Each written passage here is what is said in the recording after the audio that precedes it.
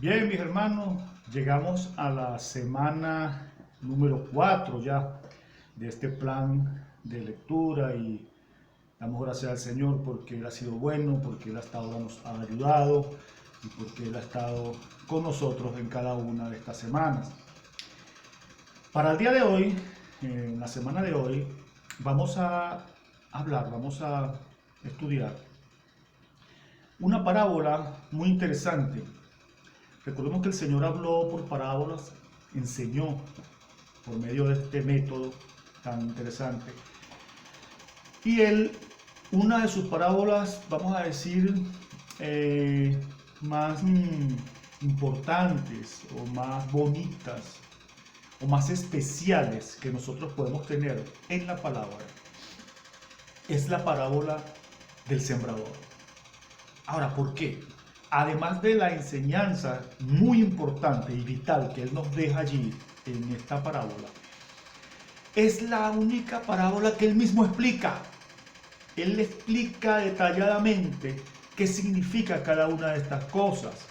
Y sería un atrevimiento de nuestra parte decir que nosotros vamos a tratar de explicarla, ¿no? Pues ya el Señor le explicó, y qué mejor maestro tenemos que el Señor Jesús. Entonces, solo vamos a repasar lo que Él nos enseña, repasar esta enseñanza que Él nos da y hacer algunas apreciaciones importantes sobre el tema.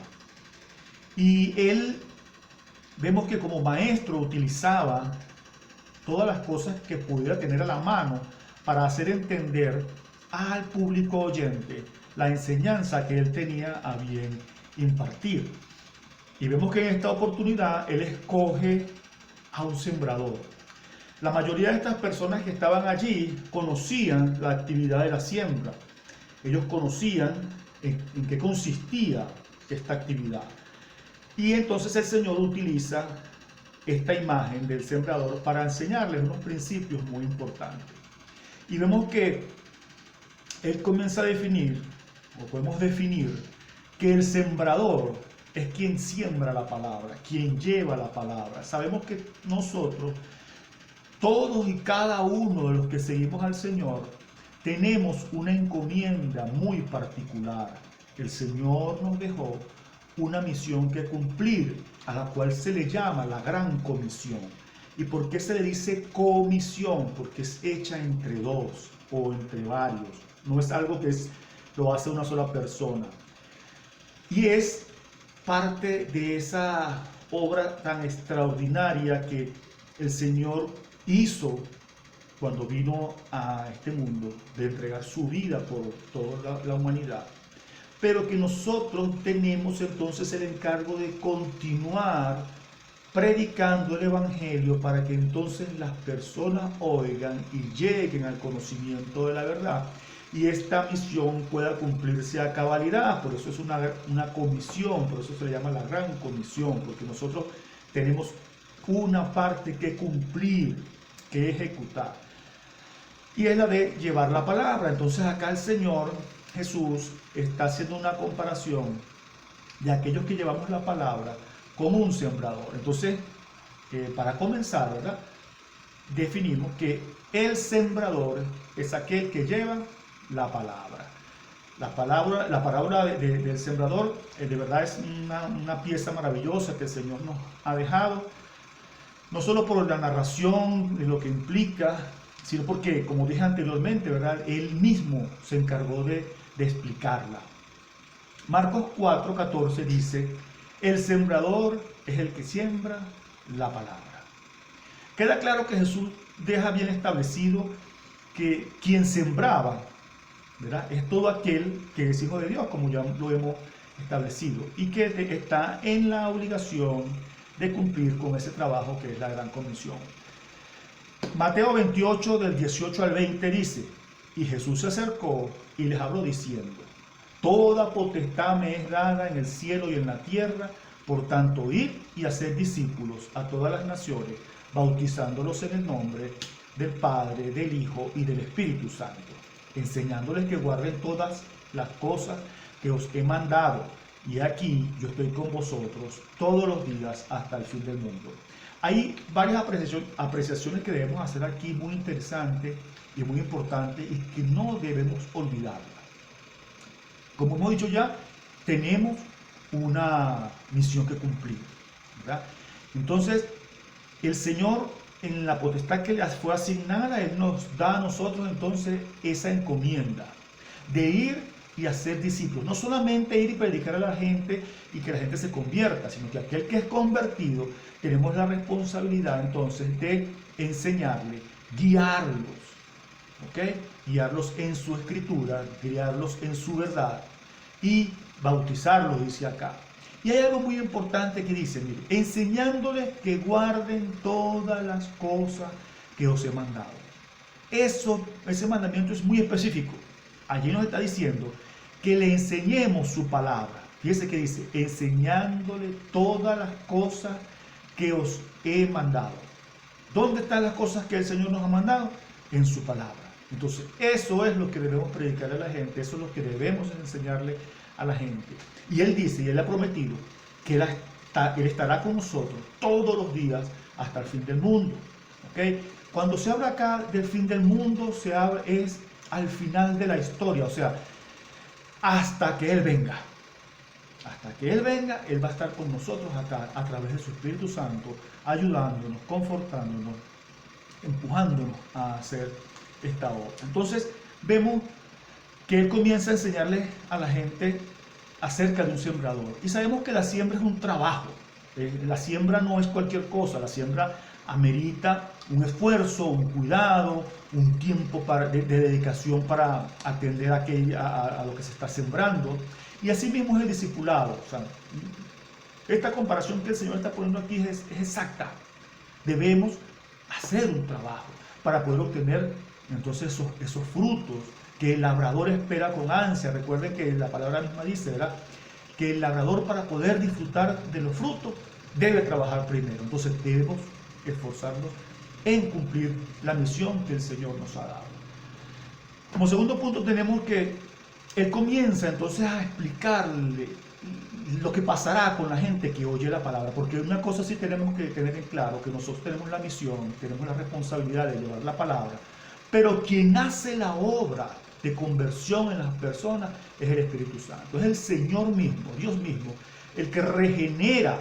Recordemos que nosotros estábamos muertos en nuestros delitos y pecados. Una persona muerta no puede hacer nada, tiene que recibir vida primero. Es el Señor que se encarga de regenerar, de colocar vida, como aquellos huesos secos que el profeta, el Señor le mandó al profeta que profetizara sobre esos huesos secos, y fueron cogiendo vida. Asimismo, el mundo, la gente que está en el mundo, no tiene vida en sí, entonces ellos no pueden buscar a Dios por sus propios medios. Por eso que se hace necesario la acción del Espíritu Santo y del Señor regenerando, dando fe salvadora, para que entonces ellos oigan el mensaje que nosotros llevamos y puedan convertirse al Señor. Por eso entonces Él explica, y el primer tipo de persona que Él describe acá, que está en Marcos 4:15, dice, y estos son los de junto al camino, en quienes se siembra la palabra, pero después que la oyen, enseguida viene Satanás y quita la palabra que se sembró en sus corazones. Vemos que en los tiempos de Jesús, incluso mucho antes, se siguió llamando, o se llamaban a los del camino, a aquellos que le seguían, aquellos que andaban detrás de Él. Había mucha gente que le seguía, entonces a aquellas personas se le decía los del camino, pero vemos que esto no era suficiente, el hecho de ir detrás de Jesús oyéndole o buscando un milagro o buscando un beneficio, ¿verdad? Vamos a decir que era como esas personas simpatizantes que van a la iglesia, que llegan a la iglesia, incluso personas que hasta pensábamos que pudieran ser cristianas porque se comportan y hacen las cosas que se hacen en la iglesia y participan y todo, pero no han tenido un encuentro real con el Señor. Así, a estas personas se refiere el Señor. O sea, son personas que están junto al camino, o sea, que están en la iglesia, que han llegado a la iglesia, que simpatizan, como llamamos nosotros, simpatizan con el Evangelio, ¿verdad? Pero que lamentablemente no han dado ese paso suficiente de creer verdaderamente en el Señor y convertirse y así ser sus verdaderos discípulos. Este es un tipo de persona. Y fíjense que en 1 Juan 2:19 conseguimos una descripción también de este tipo de personas. Dice el apóstol, salieron de nosotros, refiriéndose a unos que salieron de la iglesia, pero no eran de nosotros, porque si hubiesen sido de nosotros, habrían permanecido con nosotros. Pero salieron para que se manifestase que no todos son de nosotros.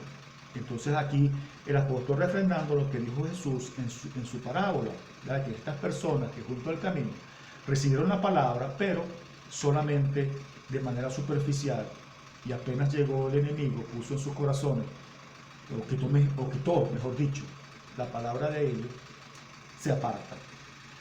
También tenemos a unas personas que son como las semillas que caen en los pedregales. Dice Marcos 4, 16 al 17, estos son asimismo los que fueron sembrados en pedregales, los que cuando han oído la palabra, al momento la reciben con gozo, pero no tienen raíz en sí, sino que son de corta duración, porque cuando viene la tribulación o la persecución por causa de la palabra, luego tropiezan. Una de las fallas más grandes que podemos ver en nuestro tiempo con respecto a la predicación del Evangelio es la supresión de la verdad de lo que dice la Biblia acerca de Dios. Entonces vemos que comenzamos a ofrecer cosas que la Biblia no ofrece, que la palabra de Dios nos ofrece con respecto a la vida en este mundo. Y entonces comenzamos a darle a la gente un evangelio atractivo, a querer hacer a atraerlos con diferentes tipos de manifestaciones y a ofrecerles cosas que en realidad no están en la palabra, como el hecho de, por ejemplo, de la obtención de bienes materiales, como la obtención segura de sanidad total y total libertad de enfermedades para siempre. Comenzamos a ofrecer comodidad, ambientes que no se pueden negarse a ellos, ambientes confortables. Algo como que es atrayente a la persona, pero que no está sustentado en una realidad total. Porque si bien es cierto que el Señor sana, también es cierto que en su voluntad determina si lo va a hacer o no. ¿Y qué es lo que está escrito en la palabra con respecto al Evangelio? El Señor ofreció una vida con dificultades dentro del Evangelio. Fíjense que el Señor dice su palabra, o Él mismo les dijo a quienes oían, principalmente a sus apóstoles, el día anterior al ir a la cruz. Él les dice en Juan 16:33, estas cosas os he hablado. Eso lo dice Él en medio o en el marco de un discurso que Él les estaba dando allí acerca de cómo iban a ser todos esos días y cómo iba a ser la vida de ellos después que Él se fuera, cómo lo iban a enfrentar y cómo lo íbamos a enfrentar incluso nosotros, porque recordemos que en esa oportunidad Él oró por sus discípulos y por los que iban a creer por el testimonio de ellos, o sea, por nosotros mismos. Entonces Él les dice, en el mundo tendréis aflicción, pero confíen, yo he vencido al mundo. Él no estaba diciéndoles que no iban a tener aflicción, que Él se las iba a quitar, no, las iban a tener, las iban a afrontar, solo que las iban a afrontar con su ayuda porque Él había ya vencido al mundo. Conseguimos en los Hechos 14:22 que dice, confirmando los ánimos de los discípulos, exhortándoles a que permaneciesen en la fe y diciéndoles, es necesario que a través de muchas tribulaciones entremos en el reino de Dios. La vida cristiana no está exenta de problemas, es una falacia, es ofrecer una oferta engañosa a las personas, decirle que van a tener una vida de completo solaz humano si llegan al Evangelio. No, nosotros tenemos la paz que da Cristo, que es una paz que no tiene, o sea, la gente no entiende. Es aquella paz que supera todo entendimiento, porque es una paz que no depende de las cosas que nos rodean, no es una paz que no depende de las circunstancias, de lo que tengamos, de lo que poseamos o de lo que podamos tener. Es una paz que en medio de la tormenta, en medio de la dificultad, el Señor da el corazón de cada uno de los que creen en Él. Recordemos el Salmo 23, el salmista decía, aunque ande en valle de sombra y de muerte, no temeré mal alguno, porque tú estarás conmigo. Fíjense que él no decía, tú me quitarás la aflicción, tú me quitarás o tú me sacarás de este valle. No, él decía, aunque yo esté transitando en este valle, yo estaré tranquilo. ¿Por qué? Porque estoy confiando en esa vara y ese callado que me infunden al aliento. Vamos a tener inconvenientes, sí, y eso hay que advertírselo a las personas. Y fíjense que el Señor lo plantea aquí. Estas personas creen y se emocionan. Dice que el Señor en Marcos 4, 18, 19, que las personas se alegran por el mensaje. Pero cuando viene la prueba, miren, flaquean. ¿Por qué? Porque no se le ha dado un verdadero mensaje y no han conocido el mensaje completo, el mensaje de la verdad. Que si bien es cierto que el Señor nos da su salvación, Él en esta vida nos ofrece una vida con dificultades, con aflicciones y tribulaciones, que son los medios que Él utiliza para nuestro crecimiento, para nuestra maduración. Y recordemos que el mensaje que nosotros llevamos es un mensaje de verdad, es un mensaje de luz que ilumina lo malo y que el mundo no le gusta.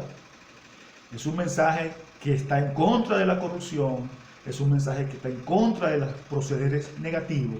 Por lo tanto, el mundo no se siente agradado cuando es confrontado con la palabra. Por eso entonces vamos a tener esas dificultades.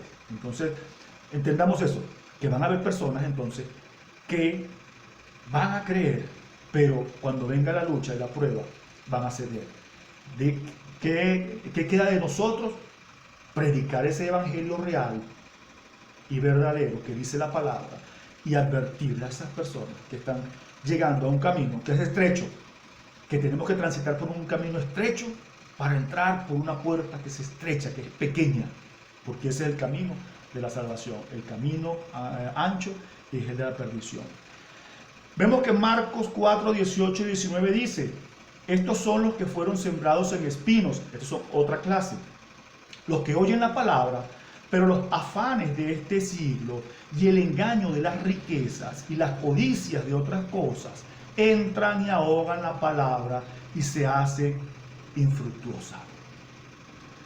Otra de las grandes fallas que tenemos, hermanos, es esa predicación de ese evangelio ofreciéndole a la gente una prosperidad económica, un éxito, y que lamentablemente muchas veces perseguimos, como cristianos queremos perseguir, cuando en realidad nosotros debemos dedicarnos a lo que realmente el Señor nos ha encomendado. Entonces comenzamos a promover este tipo de actividades y ese amor por tener, por poseer, por obtener, y eso lo que hace es desviar la verdadera intención del Evangelio. Vemos que en 1 de Juan 2, del 15 al 17, porque lo que voy a leer tiene una relación bien tremenda. Fíjense los versículos 15 al 17 de 1 de Juan 2, dice, no améis al mundo, ni las cosas que están en el mundo. Si alguno ama al mundo, el amor del Padre no está en él.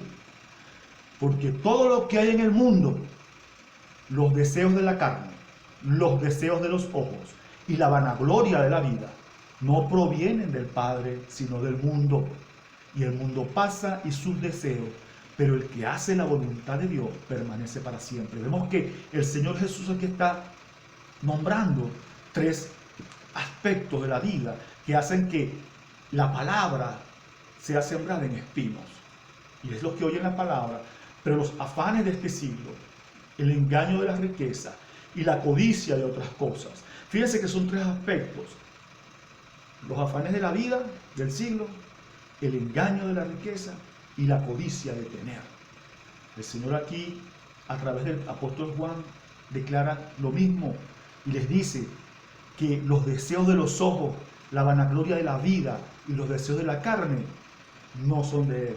Entonces, estas personas que son sembrados o que nacen entre espinos, estos cristianos que nacen entre espinos, o sea, que nacen pensando en la obtención de estos beneficios netamente humanos, simplemente esa palabra queda ahogada. Dice el versículo que acabamos de leer en Marcos,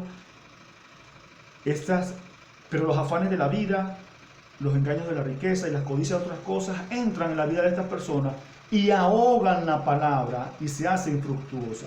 Cuando damos mayor interés, mayor importancia a todas estas cosas, esto ahoga la palabra, hermano. Los afanes de la vida, las codicias de otras cosas y el engaño de la riqueza ahogan la palabra y la hacen infructuosa. Y donde no hay fruto, no hay vida. ¿Ok? Entonces tenemos que ver que esa estrategia que el enemigo ha usado desde Eva, desde Adán y Eva, es la misma estrategia que él usa ahorita.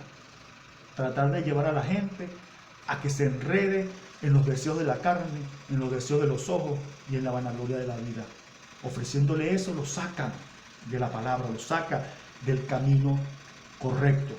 Y fíjense, finalmente el Señor les dice, pero estos son los que fueron sembrados en buena tierra. Marcos 4:20 dice, y estos son los que fueron sembrados en buena tierra, los que oyen la palabra y la reciben y dan fruto a 30, a 60 y a 100 por uno. Finalmente, los que son sembrados, hermano, en buena tierra, la característica vital es que oyen la palabra y la reciben y dan fruto. 3 características. Oyen la palabra, están atentos, la reciben y dan fruto. ¿Qué quiere decir?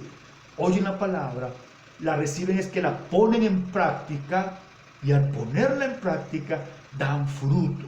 Entonces, ¿cuál debe ser nuestra intención al llevar la palabra a las personas? Que las personas que reciben al Señor, aquellas personas que se convierten al Señor, que están bajo nuestra responsabilidad, debemos incentivarlas a que la palabra sea en ellos vida, que ellos acepten con agrado esa palabra. Y es lo que cada uno de nosotros debemos hacer con la palabra, aceptarla con agrado, así ella nos cachetee. Así la palabra, lo que va a pasar, la palabra nos va a constreñir, la palabra nos va a confrontar con nuestro pecado. Pero debemos aceptarla con agrado. ¿Ok? Debemos aceptarla con agrado, internalizarla, hacerla vida en nosotros. Y eso nos va a hacer dar fruto. Ser hacedores de la palabra es la clave para que esta palabra afecte nuestra vida y nuestra conducta. Lo que nos va a llevar, sin lugar a dudas, a la santificación que el Señor espera de cada uno de nosotros. Porque el Señor nos manda que seamos santos, ¿verdad? Entonces, cada uno de nosotros debe buscar esa santidad. ¿Y cómo vamos a buscar esa santidad o cómo vamos a llegar a ella? Recuerden las palabras de Jesús en Juan 7. Santifícalos en tu verdad, Señor. Al Padre le pedía, santifícalos en tu verdad. Tu palabra es verdad. Permaneciendo en la palabra y haciéndola vida en cada uno de nosotros, vamos a obtener esa santificación. Santiago 1, 21 al 25 dice, por lo cual, desechando toda inmundicia y abundancia de malicia, recibid con mansedumbre la palabra implantada, sembrada, la cual puede salvar vuestras almas. Pero sed hacedores de la palabra y no tan solamente oidores, engañándoos vosotros mismos. Porque si alguno es oidor de la palabra, pero no hacedor de ella, este es semejante al hombre que considera en un espejo su rostro natural, porque él se considera a sí mismo y se va, y luego olvida cómo era. Mas el que mira atentamente a la perfecta ley, la de la libertad, y persevera en ella, no siendo oidor olvidadizo, sino hacedor de obra, este será bienaventurado en lo que hace. Fíjense que el Señor Jesús en Marcos 4:20 dice, y estos fueron los sembrados en buena tierra. Y estos son los que fueron sembrados en buena tierra, los que oyen la palabra y la reciben y dan fruto a 30, 70 y 100 por uno. Seamos plantas que demos fruto a 30, 60 y a 100 por uno. ¿Cómo? Haciendo lo que el Señor está describiendo acá. Oír la palabra, leer la palabra, recibirla y dar fruto. Oír la palabra con agrado, hacer la vida en cada uno de nosotros. Y recordemos, cuando él hablaba de estas personas, estaba describiendo los diferentes tipos de personas. Y veamos, ¿cómo terminaron los primeros 3? Muy mal. ¿Quién terminó bien? El último grupo, ese que recibió la palabra con agrado, la hizo vida y dio fruto. El Señor los bendiga, mis hermanos, el Señor nos los guarde y sigamos adelante. Esta palabra que estamos leyendo, internalicémosla, agarrémosla, amémosla, recibámosla con agrado, hagamos la vida en cada uno de nosotros y vamos a dar mucho fruto. Dios me lo bendiga.